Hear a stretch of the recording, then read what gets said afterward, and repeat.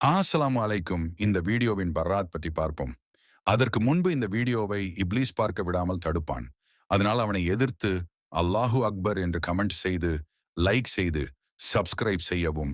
அந்த இரவு வானம் வழக்கத்தை விட அமைதியாக இருந்தது. நட்சத்திரங்கள் கூட மெதுவாக துடித்தன.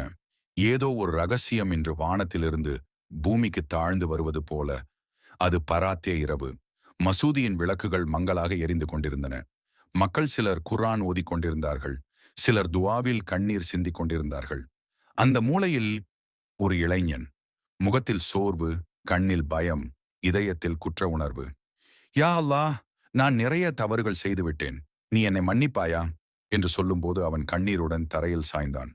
அவன் நினைவில் வந்தது அவன் செய்த பாவங்கள், தவறிய தொழுகைகள், உடைந்த உறவுகள், மறந்து போன துஆக்கள். அந்த நேரத்தில் மௌனமாக ஒரு வயதானவர் அருகில் வந்து அமர்ந்தார். மென்மையான குரலில் சொன்னார், மகனே, இன்று இரவு தெரியுமா? அல்லாஹ் தன் அடியார்களை தேடி வரும் இரவு. யார் மன்னிப்பு கேட்கிறார்கள்? நான் மன்னிக்க தயாராக இருக்கிறேன் என்று அல்லாஹ் அழைக்கும் இரவு. இளைஞனின் இதயம் அதிர்ந்தது. நான் தகுதி உள்ளவனா என்று அவன் கேட்டான். அந்த பெரியவர் சிரித்தார்.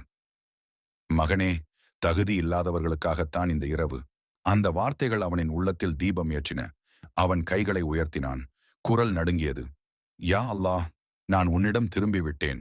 என் பெயரை நரகத்திலிருந்து விடுபட்டவர்களின் பட்டியலில் எழுதிவிடு. அந்த இரவில் கண்ணீர் தரையில் விழுந்தது. ஆனால் அல்லாஹ்வின் ரஹ்மத் அவனை தூக்கி நிறுத்தியது. வானத்தில் உள்ள மலக்குகள் எழுதிக் கொண்டிருந்தனர்.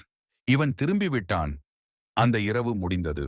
ஆனால் அவன் வாழ்க்கை அன்றே மாற்றமடைந்தது. பராத்தே இரவு நமக்கு சொல்வது ஒன்றே.